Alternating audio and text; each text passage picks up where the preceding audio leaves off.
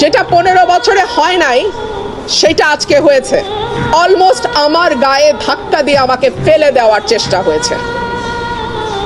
যেই বিএনপির নেতা কর্মীদের জন্য গত 15 বছর লড়াই করলাম, তারা আমাকে এখন ধাক্কা দেয়। তো ঠিক আছে, ধাক্কার বদলে তো ধাক্কা আসবেই, তাই না? সেটাই হয়েছে। এই রুমিন ফারহানারে চিনে না এমন কোনো মানুষ নাই। বেডি আজ পর্যন্ত বিয়ে করে নাই।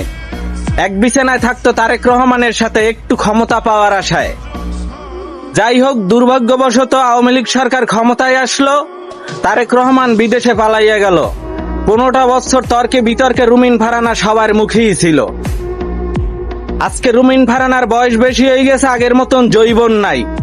এখন আর রুমিন ফারহানাকে দরকার নাই। আরে আপনি আর আমি কোথায় আছি ভাই? এখনো সময় আছে, ভোটটা বুঝে শুই না দিয়েন, নয়তো কপালে অনেক দুর্গতি আছে।